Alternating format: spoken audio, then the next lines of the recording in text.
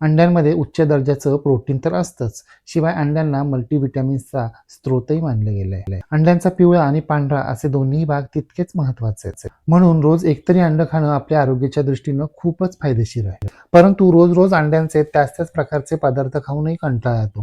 म्हणूनच अंड्यांचे आज आपण 2 वेगवेगळे पदार्थ पाहतोय. आज आपण पाहतोय कोल्हापूर विषयी झणझणीत, चमचमीत, चटपटीत अंडा खांडोळी आणि अंडा खांडोळी सँडविच. जर तुम्ही नाश्त्यामध्ये अंडा खांडोळी खाल्लीत तर तुम्हाला 4 तास भूक लागणार नाही, आणि अंडा खांडोळी सँडविच खाल्लं तर मग पूर्ण जेवणच झालं समजा. पोळी भाजीची गरजच भासणार नाही.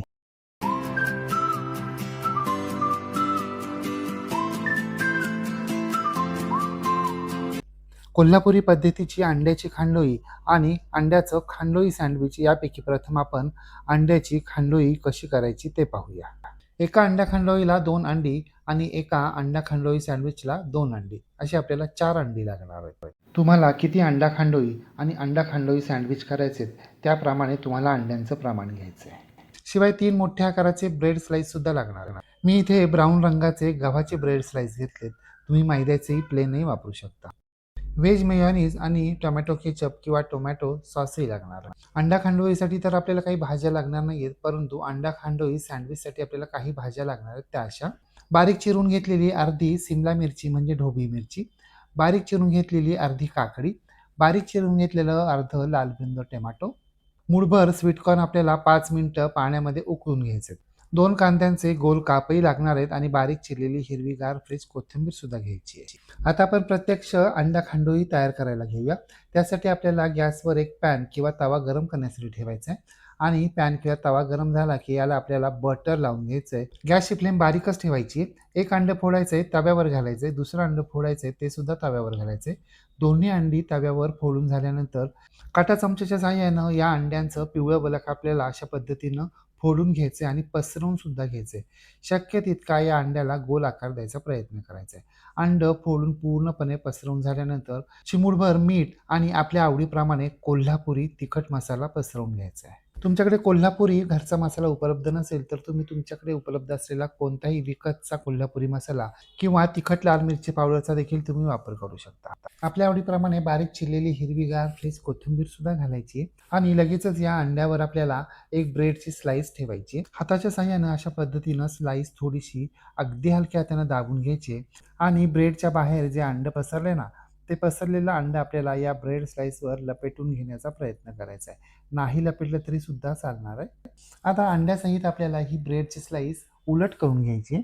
गॅसची फ्लेम मध्यम करायची आणि खालील बाजूनं हा ब्रेड आपल्याला शेकून घ्यायचा आहे. ब्रेड आणि अंड हे दोन्ही जिन्नस दोन्ही बाजूने व्यवस्थित शेकून झाल्यानंतर आता आपल्याला हे पॅडवर काढून घ्यायचं आहे, आणि पॅडवर काढून घेतल्यानंतर अंड्याची बाजू वर करायची आहे आणि यावर आपल्याला आपल्या आवडीप्रमाणे कोल्हापुरी कांदा लसूण मसाला पसरवून घ्यायचा आहे.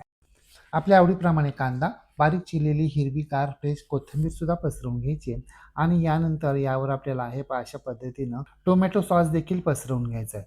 तुम्ही टोमॅटो केचप, टोमॅटो सॉस असं काही वापरू शकता. यानंतर सुरीच्या साहाय्यानं अशा पद्धतीनं याला आपल्याला उभे आणि आडवे चौकोनी छेद देऊन घ्यायचे. अशा प्रकारे कोणत्याही आकाराचे वाकडे तिकडे तुकडे करतात ना, त्यालाच खांडोळी असं म्हणतात. परंतु आपल्याला खांडोळी सोयीस्कररित्या खाता यावी म्हणून आपण चौकोनी तुकडे करतोय, चौकोनी खांडोळी करतोय. खरं तर सुरीनं आधी काप द्यायला हवे होते आणि नंतर केचप घालायला हवं होतं, परंतु चुकून मी असं केलंय. तुम्ही मात्र असं करू नका. आधी काप द्या आणि नंतर केचप घाला. कांद्याच्या गोल्डन्स कोथिंबीर आणि मेयोनीजनं सजवायचे. सर्वात शेवटी आपल्या आवडीप्रमाणे कांदा लसूण मसालाही भुरभुरून घ्यायचा आहे. आपली अंडा खांडोळी तयार झाली आहे. तयार झालेली ही खांडोळी आता आपल्याला एखाद्या सर्विंग प्लेटमध्ये सर्व करायची आहे. खाण्यासाठी तयार आहे कोल्हापुरी पद्धतीची अंडा खांडोळी. आता आपण लगेचच अंडा खांडोळी सँडविच तयार करायला घेऊया. त्यासाठी अंडा खांडोळीप्रमाणेच आपल्याला पॅनला बटर लावून अंड आणि ब्रेड शेकून घ्यायचं आहे. अंडा खांडोळीला आपण पॅनवर 2 अंडी फोडली आणि ती पसरवून घेतली. परंतु आता असं करायचं नाहीये. एकच अंड पॅनवर फोडायचे आणि ते पसरवून घ्यायचे आणि त्यावर एक ब्रेड स्लाइस घालायचं आणि ते लपेटून घ्यायचं. असे आपल्याला 2 पोर्शन करून घ्यायचे, म्हणजे 2 अंडी आणि 2 ब्रेडचे स्लाइस. शेकून झालेले दोन्ही अंडा ब्रेड स्लाइस आपल्याला पॅडवर ठेवायचे. आपण तव्याला आधी बटर लावून घेतलं, त्यावर अंडं पसरून घेतलं आणि मग ब्रेडची स्लाईस ठेवली आहे. परंतु ही ब्रेडची स्लाईस ठेवल्यावर ब्रेडलासुद्धा वरच्या बाजूनं आपल्याला बटर लावून घ्यायचं आहे. असं दोन्ही स्लाईसला करायचं आहे. जर तुम्हाला आवडत असेल तर चीज देखील किसू शकता, यामुळे चव छान येते, त्यामुळे लहान मुलं खूप आवडीनं खातात. आता एका भागावर आपल्याला अशा पद्धतीनं मेयोनीज घालायचं आहे आणि ते सगळ्या बाजूंनी व्यवस्थित पसरवून घ्यायचं आहे. मेयोनीज सगळीकडे एकसारखं व्यवस्थित पसरवून झाल्यानंतर आता यावर आपल्याला आपल्या आवडीप्रमाणे कोल्हापुरी कांदा लसूण मसाला पसरवायचा आहे. आपल्या आवडीप्रमाणे कांदा देखील पसरवून घ्यायचा आहे. मग तुम्ही कांद्याच्या छोट्या छोट्या गोल रिंग अथवा बारीक चिरलेला कांदा असं काही वापरू शकता. यानंतर बारीक चिरलेली ढोबळी मिरची, बारीक चिरलेला लालबुंद टोमॅटो आणि स्वीट कॉर्नचे दाणे घालायचे. बारीक चिरलेली हिरवीगार फ्रेश कोथिंबीरसुद्धा घालायची आहे. प्रमाण तुम्ही तुमच्या आवडीप्रमाणे कमी जास्त करू शकता किंवा या व्यतिरिक्त जर तुम्हाला यामध्ये उकडलेल्या बटाट्याच्या स्लाईस, किसलेला कोबी किंवा तुमच्या इतर आवडीच्या भाज्यांचा जसं की मशरूम, ब्रोकोली यांचाही तुम्ही वापर करू शकता. आता दुसऱ्या ब्रेड स्लाईसवर आपल्याला अशाप्रमाणे टोमॅटो केचप घालायचा आहे आणि तो देखील सगळीकडे एकसारखा पसरवून घ्यायचा आहे. टोमॅटो केचप किंवा टोमॅटो सॉस पसरून झाल्यानंतर बारीक चिरलेली हिरवीगार फ्रेश कोथिंबीर किंवा आपल्या आवडीप्रमाणे कांदा घालायचा आहे. या स्लाईसवर आपल्याला पहिल्या स्लाईसप्रमाणे इतर कोणत्याही भाज्या घालायच्या नाही आहेत. आता हा ब्रेड स्लाईस आपल्याला पहिल्या भाज्या पसरून घेतलेल्या ब्रेड स्लाईसवर घालायचा आहे आणि अगदी हलक्या हातानं थोडासा दाबून घ्यायचा आहे, म्हणजे दोन्ही भाग एकमेकांना चिकटायला हवे इतपतच. आता स्लाईसच्या बाहेर जे अंडं आलं आहे ना, ते अंडं आपल्याला चारही बाजूनं अशा पद्धतीनं कट करून घ्यायचं आहे. सँडविच उलट करून घ्यायचं आहे आणि दुसऱ्या भागावरील अंडं देखील आपल्याला सुरीच्या साहाय्यानं कापून घ्यायचं आहे. आपल्याला फक्त बाहेर आलेलं अंडंच कापायचं आहे, ब्रेडच्या कडा कापायच्या नाही आहेत. आता सुरीच्या साहाय्यानं अशा पद्धतीनं आपल्याला या सँडविचला 2 तिरपे छेद द्यायचे, 2 तिरप्या भागांमध्ये कापून घ्यायचं आहे. आपल्याला सँडविचचे तुकडे त्रिकोणी हवेत म्हणून आपण तिरपे छेद देतो आहे, परंतु जर तुम्हाला या सँडविचचे तुकडे चौकोनी हवे असतील तर मात्र तुम्ही सरळ 2 उभे छेद द्यायचे. परंतु त्रिकोणी करा किंवा चौकोनी, छेद मात्र 2च द्यायचे. जास्त छेद दिले तर छोटे छोटे तुकडे होतील आणि आतलं फिलिंग आहे ना ते सगळं बाहेर सांडेल. पुन्हा एकदा आपल्याला हे सँडविच टोमॅटो केचप किंवा सॉस, मेयोनीज, बारीक चिरलेली कोथिंबीर आणि कांद्याच्या रिंग्स यांनी सजवायचं. तुम्हाला हवा असेल तर तुम्ही यावर सर्वात शेवटी चाट मसाला देखील भुरभुरू शकता आणि जर तुम्हाला आवडत असेल तर चीज देखील किसून घेऊ शकता. आपलं खांडोळी सँडविच तयार झालं. तयार झालेलं हे सँडविच आपल्याला एखाद्या सर्विंग प्लेटमध्ये सर्व करायचं आहे.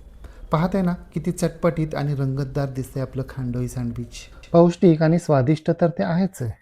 तुम्हीसुद्धा अशा प्रकारे कोल्हापूरची खासियत असलेलं अंडा खांडोळी आणि अंडा खांडोळी सँडविच एकदा तरी करून पहा.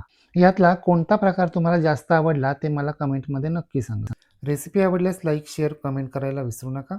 आणि हो, तुम्ही जर अजूनही गृहविष्णू किचन चॅनलला सबस्क्राईब केलं नसेल तर प्लीज नक्की सबस्क्राईब करा. शेजारील बेल आयकॉनवर प्रेस करा, ऑल सिलेक्ट करा, म्हणजे माझ्या नवनवीन रेसिपींचे नोटिफिकेशन तुमच्या मोबाईलवर येतील. पुन्हा भेटूया अशाच एका नवीन रेसिपीसह. तोपर्यंत नमस्कार. रेसिपी शेवटपर्यंत पाहिल्याबद्दल धन्यवाद.